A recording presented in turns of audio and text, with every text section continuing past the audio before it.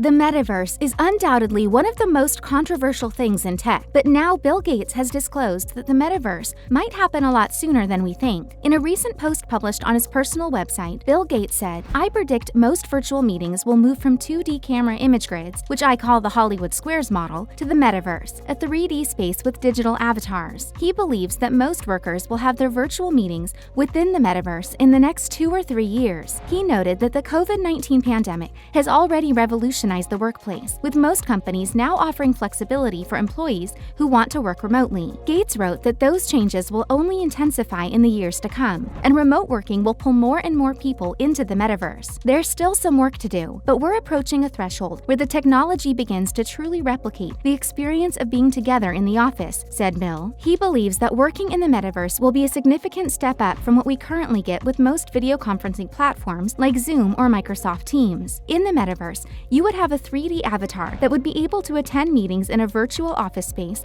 or another destination where it could interact with your coworkers' avatars. If you think that Zuckerberg's metaverse is the only virtual space that'll be available to you, you'd be wrong. According to Bill Gates, Microsoft is working on adding 3D avatars and other metaverse-friendly elements to its Teams workplace software. Teams might even have a clear path to the metaverse now that Microsoft is teaming up with the Zuck to make Meta's workplace features for businesses compatible with Teams. But Bill also pointed out that it will take time and willingness from users and their employers before a virtual workplace in the metaverse becomes reality. First, it's worth noting that tech companies like Meta are still developing the virtual worlds that will make up the metaverse. Bill admitted that in order to accurately capture your expressions, body language, and the quality of your voice, people will need expensive tech devices like VR headsets and even motion capture gloves. The Microsoft co-founder said, "There's still some work to do, but it won't be long before the metaverse is making remote work feel a little less remote." Just like Bill Gates, Zuckerberg is cautiously optimistic about the future of the metaverse. The Meta CEO predicts that key components of the metaverse will become mainstream in the next 5 to 10 years. Earlier this year, Meta introduced Horizon WORKROOMS, a VR app where people can congregate in virtual workspaces. As more and more companies try to jump into the metaverse early, the major players are slowly starting to stake their claim at the top. Microsoft is now using holograms and creating mixed and extended reality applications. The American tech giant also owns Minecraft, a kid-friendly video game that has morphed into its own virtual universe. Another platform that kids can't seem to get enough of, Roblox, has partnered with several brands, including Ralph Lauren, Vans, and Gucci, to bring unique experiences to the metaverse. Many people think that Microsoft seems to have understood the concept of the metaverse better than Meta, which is pretty ironic. Case in point, all you need to use Mesh, Microsoft's gateway to the metaverse, is your current smartphone or laptop. No clunky headsets or expensive setups are needed, as is the case with Meta. Judging by its approach, Microsoft is keeping its focus on available capabilities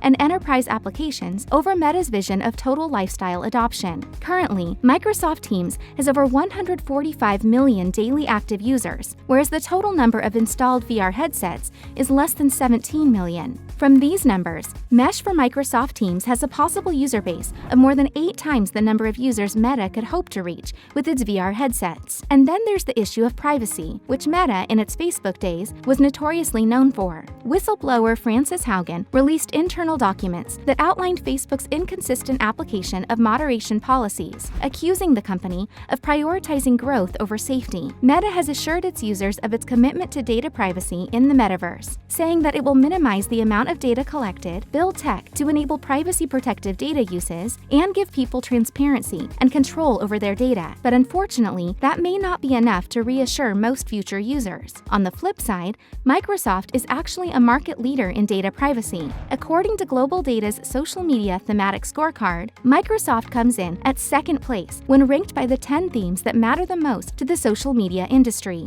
Meta is ranked 21st overall out of 35 companies, and its activities with regard to data privacy could be damaging to its future performance. If you're still not convinced that Microsoft could take over the metaverse, you probably haven't heard of the Xbox Museum. Tons of memories have been formed around Microsoft's Xbox gaming platform, and now the company has come up with an ingenious idea of reminding players of these moments. Xbox owners can now wander a virtual space that displays a museum of highlights, an Xbox metaverse, if you will, detail. These include significant dates, such as when particular consoles launched, and generation-defining mistakes, such as the infamous Red Ring of Death. You can also see the avatars of other Xbox owners browsing exhibits, which amps up the feeling that you're in a metaverse. The biggest highlight to most players, however, was the personal Xbox Museum, which shows a list of individual highlights. These include players' most played game every year, their first game played on each console, their first achievement, number of hours and games played, and so on. But who will the early adopters be? Businesses or consumers? With the PC, businesses found use cases that added value and bought PCs well before consumers found uses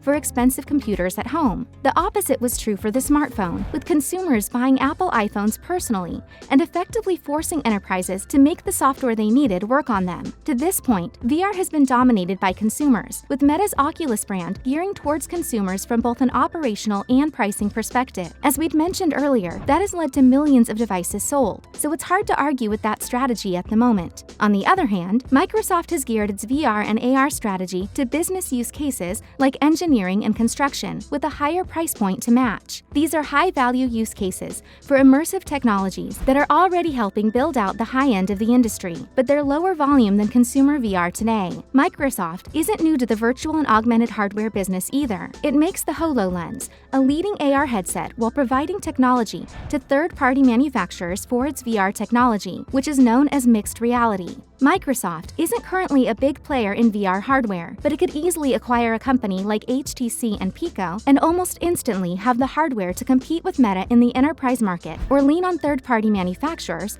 to get hardware to the market while focusing on software. But the antics don't stop with the metaverse. Microsoft is apparently going all in on the Neo economy. The tech giant's venture arm is leading a $27 million bet on an NFT studio called Palm. According to CoinDesk, the funding will be used primarily to scale the company's operations with a slew of new hires. Palm works with companies and brands to help them create NFT projects using Ethereum on the back end. It's exactly the type of blockchain service that Microsoft and its M12 venture fund see potential in on an enterprise level. In an interview with CoinDesk, M12 managing director Matt Goldstein said, "We're focused on early-stage B2B. When we look at Palm's pipeline, it's all media brands, art brands, and content brands. And those are the relationships that we think are in the best position to help and support the relationship with Microsoft." Griffin Gaming Partners, RRE, Third King Venture Capital, Spermian, Investment Decentralized Autonomous Organization, DAO, the LAO,